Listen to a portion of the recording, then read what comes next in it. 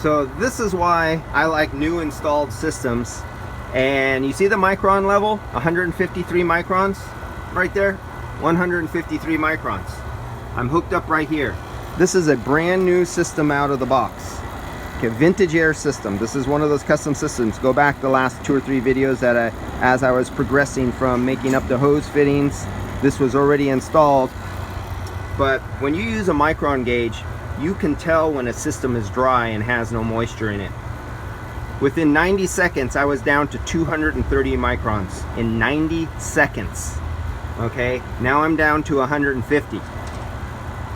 So this is the difference when you do not have moisture in a system. You can actually measure it. If you were on a set of analog gauges, it would hit 29 and that's all you know. You don't know if it's 29 but at 9,000 microns and holding there, but it holds at 29 inches of mercury.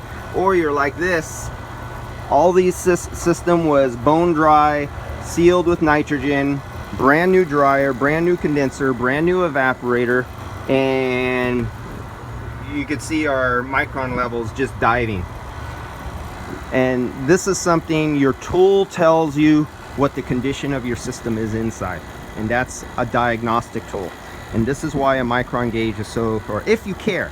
If you don't care if the system's moisture contaminated and you like systems that rot out and break down and oil break down, and your steel receiver dryers literally rot and turn into metal flake, rusting metal flake, just like this beauty beast right here. If you like that to happen and you don't want to know that you removed it, this all turns, and then the metal flake goes down to the bottom of the pickup tube, follows the pickup tube up, comes out where you can see the sight glass. It travels towards the expansion valve, plugs up like an expansion valve, stops refrigerant flow and oil flow back to the compressor, takes out a compressor. If you like that to happen to your customers' cars, then you don't need a micron gauge, and you don't need to know nothing more than I hit 29 inches of vacuum and I left it on for 30 minutes or 45 minutes, and therefore that means it's good. If that's all you want to know, then these kind of videos aren't for you, because you don't want to know about this stuff and this means nothing to you. But if you want to know more and you just came across this video, go back and look at my videos on micron gauges and moisture removal. And in some of my videos, I actually give you links to other videos to better educate yourself on proper vacuum and equipment to use, like, you know, a vacuum pump like this.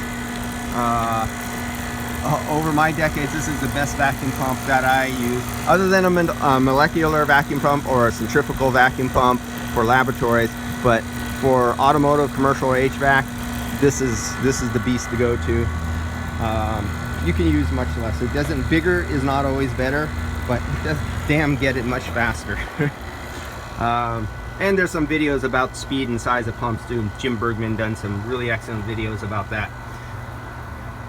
Alright guys, I'm gonna tune off here. I'm getting ready to, I'm gonna charge this up now. Vintage air system, 1.8 pounds. And let's see if everything is wired up correctly and it starts correctly on our beautiful beast. That's a really nicely restored old truck.